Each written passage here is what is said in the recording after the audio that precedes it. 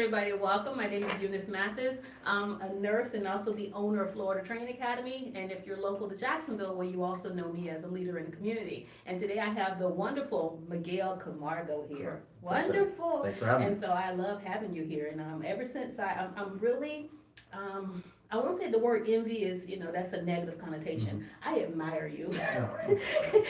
Miguel is everywhere. If there's a business event, there's Miguel. So I just love seeing you. I love your energy, and even on social media, the energy just projects. And another thing I love about you, he's never tried to sell me anything. It's like people, they will buy from people they know, love, and trust. And so 100%. you are definitely building that trust within the community. So welcome. All right, so what I know about you so far, you're a father and a husband, Christian Regional Vice President of a financial firm. What does that all entail? Well, I'm a Christian. That's just my faith. That really doesn't have anything to do with my firm. But we do. We run a financial services that focuses on middle income families, teaching them how to make sure that, God forbid, their loved one passes away, they're not having to go create a GoFundMe account. Yes. And then living too long, make sure that if you're when you live to retirement, you can actually enjoy your golden years. You don't have to go work at the golden arches. Yeah, I was speaking to someone else, and they recently had just started working at a job to where I think they were selling like life insurance policies or something, but most of their customers were older. And it was like at that point they couldn't even afford life insurance because it's so expensive. Yeah. And so we'll get to, of course, the networking and the marketing. But if somebody wanted to know more about your financial firm, what's the best way to communicate with you? You can obviously reach out through social media. Anything that says I am Miguel Camargo, they can find me. Or you can reach out through any social media platforms. You can find me. And so this is really intriguing me. The founder of Flow Networking Group. Yeah. What does Flow stand for? Future Leaders of the World. Okay, I knew it had a meaning. Yeah. Okay, so how did that start? So it started probably about 3 years ago. I was at an insurance conference out in Amelia Island, and had nothing to do with my business. I was just there. Again, I'm putting myself in environments where I can meet people. And I just saw these workshops of all these different companies, and I just said, man, nobody knows each other here. They're all there to set up vendor booths and try to. We don't communicate with each other when we're at the actual events. No, not at all. And as I'm at that event, I said, man, I've got a good network of people here in town. So I said, I'm going to create a Facebook group, and I'm going to almost identify myself as an expert in networking in the very beginning, even though I've been networking my tail off for 10 years prior to that. I didn't create an online platform. So I started a Facebook group, added 300 people to it, and then it's organically grown to almost 2,000 people now. So is this a public group where my viewers can find you? No, it's a private group, but if they find me on social media, again, I can always add them to the group. Okay, and everyone, that is Flow Networking Group. And what is the mission behind the group? Because there's so many different networking groups, and we're kind of, I won't say tired of networking groups, but it's kind of, sometimes it could be all advertising. Sometimes it's like, if I'm a small business owner and I need help growing my business, what does your networking group provide that some of the others may not? Well, the main group is to serve everyone. It's not post, like you said, post your ads every daggone day. Nobody wants to be spammed with 15 videos of the same person. It's truly come in there, find out what your needs are, find your community, find your tribe of people that need you. Because I realize this, if people don't know who you are, they can't buy from you. Exactly. And entrepreneurship is a very lonely game. Social media makes it look very exciting.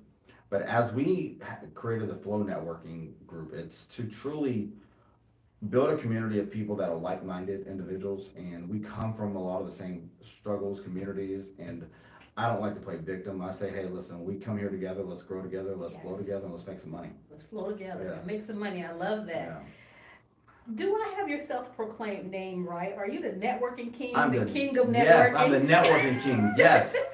And it's funny that I just came up with that one day, just randomly. I'm like, I'm gonna claim myself as the networking king. Man, I see you everywhere. I'm like, well, he's owning it. He is literally owning it. And the last event we were at, I think it was I saw you at Think Bold conference. Yeah, that was a great event. On the back of your shirt, it was a wonderful event. And you all that's in Jacksonville, I know there's gonna be another one in 2024. Yeah. And so if you're interested, just look up Think Bold. I think events or media on YouTube.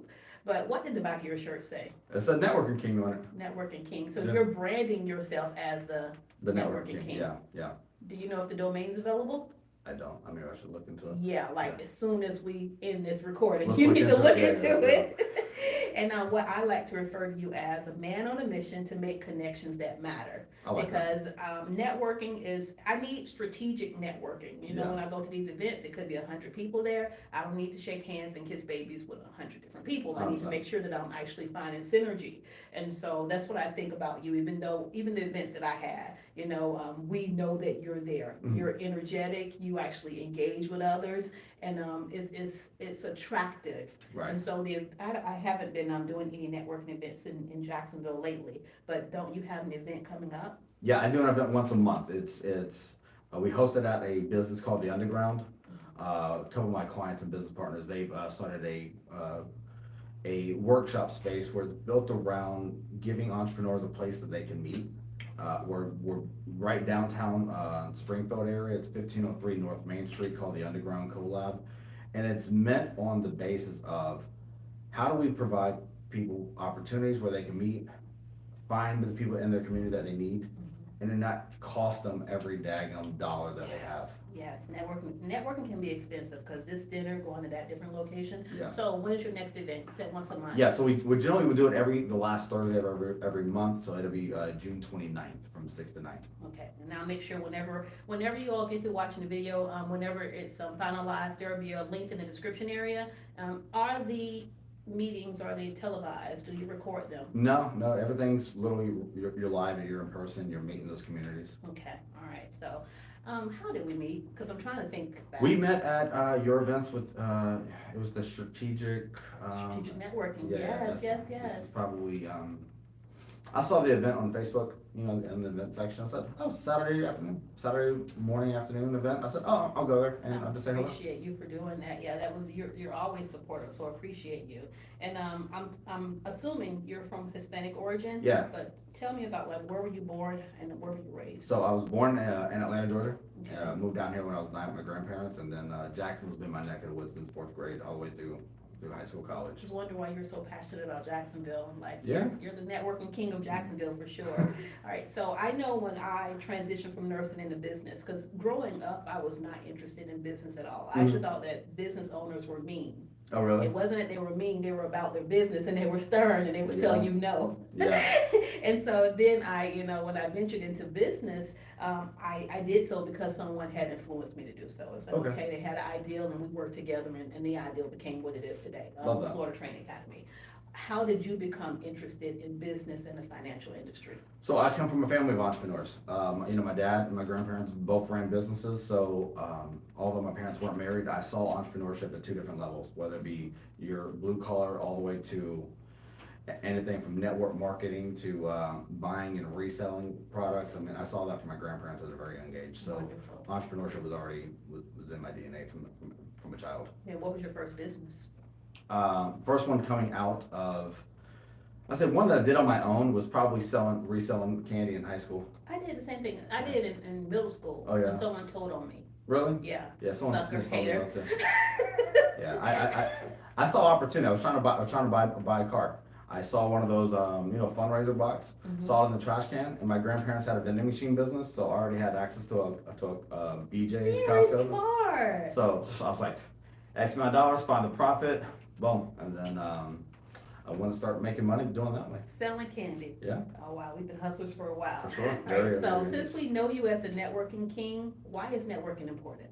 Networking is important because in the aspects of relationships, one of the greatest things that I can tell you is networking has got me in situations and rooms that my education or lack of education that would never get me in there because, growing up you always hear the phrase, it's not what you know, it's who you know.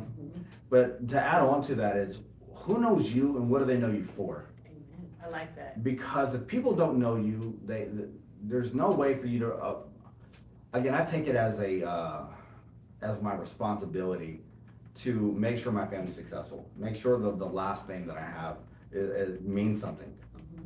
And so the networking really says, well, if my people are not afraid to get out of their shell and their own little circle, it's my job to go find the resources and bring it back to our communities to say, hey, listen, if you need this, go to this person, go to this person, go to that person. I love that. And I love that. that is what networking has done for me today.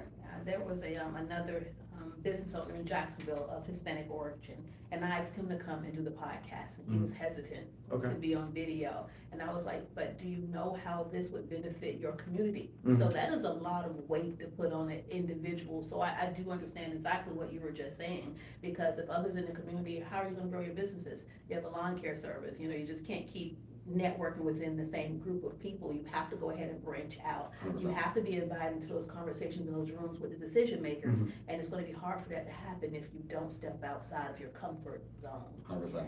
All right, so to piggyback off the last question, why must business owners network, and this is a loaded question, network, collaborate, and form strategic alliances during this season of uncertainty? And because I hesitated, let me repeat that. Why must business owners network, collaborate, and form strategic alliances during the season of uncertainty? And I'm talking about the recession. Well, I'll start off with this. Uncertainty really starts within your own family. If you're uncertain of your career path or whatever, you can always, you need to pivot. The economics, we can't always control that. Words. But I truly believe, I live in a God economy. I create my own, I create my own economics around me. Yes. Because God is a creator. See, and the Bible says God created the heavens and the earth. Well, if we're made in God's image, guess what? God's a creator, so are we. So whenever there's a lack of or scarcity, with nervousness or worry, I sit back and I said, well, okay, because I still have those struggles at the same time. Well, how do I create something to get out of the situation? Okay. Mindset. Correct. Which is kind of touches base on creating strategic partnerships. If you go back to Ecclesiastes 11:6, a lot of people will try to use that as, well, multimillionaires have 7 to 8 streams of income, right? Well, I want to have multiple streams of income that are in alignment with what I'm already doing. And a kingdom purpose. Correct. So when it comes to the networking, I try to find people that I vibe with. I mean, I'm unapologetically myself from the first conversation, and I've been known to either make people laugh or turn them off. And I don't go out of my way to offend, but I go out of my way to say, hey, can I vibe with this person right off the rip? And if I can't, nothing wrong with it. Exactly. It's just, you're probably just not the person that I'm looking for right now. Because I think in every season you need those individuals that can either elevate you or support you in those areas, because it takes a strong team around you. Yes. To grow and to even survive times of uncertainty. So if you're a business owner out there, find a community of people that you can share, whether it be resources, referrals, money, obviously, opportunities. If someone's got a job coming up, how can we collaborate on this? How can I get on, hey, I've got a job, I don't know if I can complete it myself. And don't miss out on 50% because you don't want to share. Correct. It's because 50% of something is better than 100% of nothing. Exactly. And speaking of the collaboration, strategic alliances, when someone who is new to networking goes to these events, they may have the nervousness. Some people have not networked since the pandemic, since before the pandemic. Right. What recommendations do you have for them? Just show up. That is one of the biggest things. Show up. And as nervousness, as outgoing as I am, I used to be very shy. One of the biggest things I would tell you whenever I go to the event, almost act as if. It's not fake it till you make it, it's faith it till you make it. Faith it till you make it. It's show up as, hey, listen, this is the person I am. And believe it or not, most business owners are very receptive. If, hey, listen, this is where I'm at in my business, I'm new to this thing, ask for help. Yes, yes. But one of the biggest things I always lead off with a speech at our events is that put away your selfish ambitions for the few hours that you're there. Ask questions. Ask, how can I serve you? Yes. What do you need? Because if you don't have money, you need to bring value to those individuals to even get their time. Because we know as business owners, we don't always have every moment of the day to give to people who really aren't going to add any value to our lives. And as much as we love them, it's a lot of people who will take and take and take. And so reciprocity. correct. Be able to give something back in return. It doesn't have to be money, it can be time. And so even with like your event, I'm thinking, man, Miguel has come out to my events, he supported me, so I don't care if I'm the person at the door, opening up the door and greeting people. I'm gonna make sure that I'm coming to one of your events, because I do appreciate what you do and what you bring to Jacksonville and to our business community as a whole. And so this person who is nervous, who's supposed to faith it while they're in there, showing up authentically, Mhm. what does that mean? Well, I would say, again, go up and just shake hands with people. Say, hey, listen, my name is, this is what I do. What is it you do? Okay. And then don't focus on handing out your business cards. We know salespeople do this a lot. Hey, listen, if you need this, if you need this, if you need this, if you need this, I sit back and I will literally ask questions about you the entire time. Very good. And there's something that I've learned from one of my mentors, Chris Patterson, is something called conversation stacking, where you're in a conversation and you find questions, you ask questions that's about their family, about their life, about their jobs, about their hobbies, some of their successes, some about their failures. Yes. Because people don't care how much you know until they know how much you care. Agreed. And so passing out cards, following up is something that I used to have a problem with. So I would go out and I would meet all these various business owners, and then 3 months later, I would finally reach back in the bag and pull out all these business cards, missed opportunities. Correct. So whenever you are networking, you're networking strategically, meeting people is not enough because we're like super busy. We're running businesses, we're out in the community. We're both partners on YouTube. High five. Oh, yeah. I finally got that going on, right? So, So what is the significance of just following up?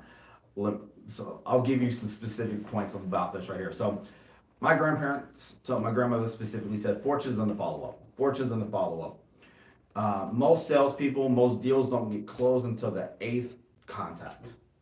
So when you follow up, it's not just a text message, a phone call, a voicemail, a DM, a drop by. You got to be creative with your follow up. Okay. It can't be, hey Eunice, you and I, we met at this event. When do you want to do coffee? And they ignore you. Oh, I'm gonna give up. They didn't want to meet me. They didn't respond back. You have to be consistent and persistent with your follow up. And keep showing up. 100%, because Yes. this is the first time you and I are actually meeting outside of an event, Mhm.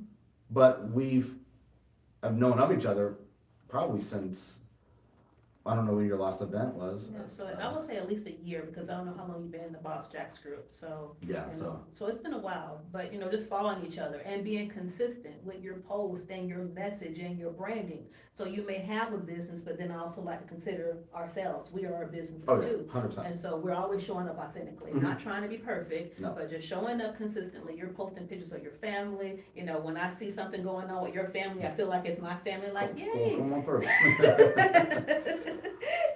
All right, so what should a business owner, we talked about that one. This is a good one for me. What is your favorite quote and why? I was thinking about this on the way here. One of the biggest things is, I think a closed mouth doesn't get fed. Is you have to be a hunter, a gatherer, and a farmer at the same time. Wow. As an entrepreneur, you can't rely on just one way of surviving and building your business. And also, you miss 100% of the shots that you don't take. You have to be willing to fail, be willing to say hello to someone and then they ignore you. Builds character. Yeah. And if anything, be okay with laughing at yourself, at your failures. I think the guy that we made, he's got a sense of humor. Mm-hmm. And that's the guy that we made, or the guy that made us. God made us. Okay, we understand. See, laugh at yourself. Be willing to laugh at the failures and the awkward times as you're building your business, because if you take yourself too serious, you're not going to be a likable person. How long have you had, like, your longest business that's still active? How long has that business been Oh. in existence? In August will be 13 years. 13 years. Yeah. How many businesses have you had fail and or that you just decided were not a good idea? Let's just say this. In entrepreneurship, find one thing and master that one thing. And don't go after every shiny object. Mm-hmm. I know during the pandemic, when things were looking like the shutdown was happening and they said you can't meet people face to face, I was scared. I was like, oh, I don't know what I'm going to do with my financial business. I'm like, I go to everyone, I'm prospecting, I'm You had to networking. pivot. Yeah. So I looked into e-commerce. I was already learning e-commerce prior to the pandemic. And I tell you, I made some very fast money through some online platforms. And I realized as I started to get traction, I started to learn it, it became a new hobby, it became fun. wasn't making the money I was making in my financial business, but I was making money to where I felt a little bit accomplished. Yes. But I had to realize in my season, that's play money. Go get the real money and focus on what you were doing prior. Okay. So to answer your question, there's been businesses that I would start, but I would call them little hobbies, because if they're not making no money, It doesn't they're make not, sense. it's not a business. It makes It's, no sense at all. yeah. The reason why I asked that is because we're going to be helping business owners, because right now it's slow for a lot of businesses. Yeah. And so we have the faith walk, but at the end of the day, bills still need to be paid, 100%. and the phones are not ringing, the customers are not coming, and then the cost of materials, the cost of supplies, everything is increasing. Yeah. And so the reason why I was asking that is because sometimes I feel that businesses are afraid of the pivot. But you mentioned how you took one business that was face-to-face and then stayed within the same industry and then went into e-commerce. Yeah. And so one of the last questions I'll ask, and this wasn't on our list of questions, is how would you encourage someone who's afraid to pivot? The business isn't growing, but they're still doing the status quo. Okay, so you gotta realize this. It's like disciplining your kids. If you got multiple kids, you can't discipline one the same way as all the other ones. I've got a 2-year-old and he is destructive right now, and he's at that Leadership fun age. skills. Yeah. My first son wasn't like that. And so I'm trying to pivot, okay, well, I'm teaching him the same thing that I taught my other son, but again, we in our family, we grew up watching fights and fighting. We're teaching my my second son how to jab. It's going up everyone, he's punching him. You have to look at the tools and resources around you. You can't do the same thing you've been doing last year in 2023. Yes. Or as Going into 2024. yeah, and understand this: the things you're doing today might not come into fruition for another 6 months. You have to do whatever you got to do to stay in business. So I don't do business plans, I do business models. Okay. So pretty much every 3 months, every quarter, I am reanalyzing my business and I'm making changes in real time. Yeah. And so that's something I would definitely recommend, but I'm sorry to cut you off. No. I agree in that. I believe that. I think it truly believe on what business you're in. There are need-based businesses. There's service-based businesses. If you're not quite making the money you need to make doing what you're doing, and you gotta still pay the bills, hey, maybe you limit the time you do on that, and you gotta go. And don't be afraid to go back to a job. Yes. I left my 9-to-5 10 years ago this month, and I left it based off of inspiration. I could have gone back out of desperation, and there are times I should have gone back financially, just like, whew, thank God that month's done. But going through that time, I pivot and I would find ways to earn income. Okay. But that was in alignment with who I am, where I'm not draining myself and I'm not doing things just to make pay, money. just to pay the bills, because, and again, that's sometimes easier said than done for certain Because people. you have backup, you have a family, a supportive family. Correct. Yes. If someone else didn't have to do what they have to do, but still, at the end of the day, if your business isn't paying the bills, your business becomes part-time, is what you're getting at. 100%. And you go work a job on a full-time basis. So you don't give up on your vision, you're Yep. just pivoting temporarily Yep. until maybe the season changes or the market changes. Yep, but constantly be growing. So one of the things that I've learned in our financial services business is that all the books about being successful have already been written. All the autos have already Yes. all been recorded. There's just not enough listeners and enough readers.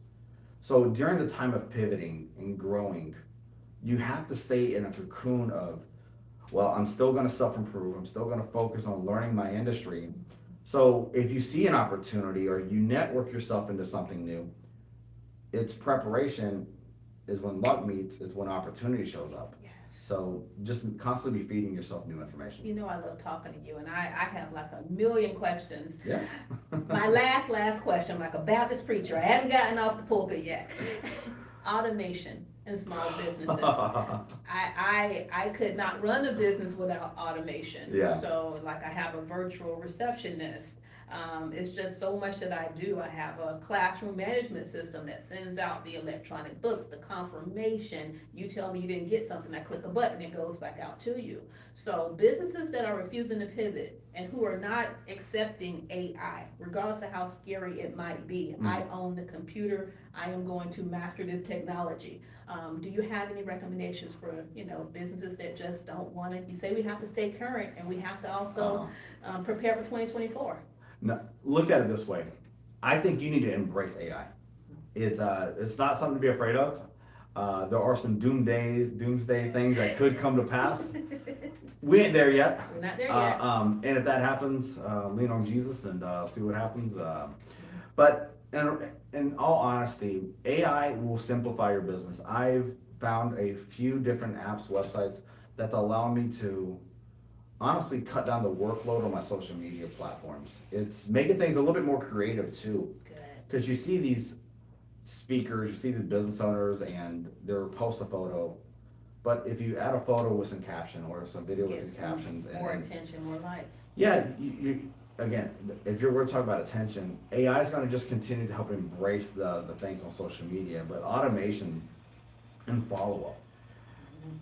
I'm telling you, as an entrepreneur, have a website together, have constant communication with your audience, stay consistent, stay in people's faces, because when people come across hard times and when they need your services, as long as they followed you, they're following their story, they're learning who you are, Yes.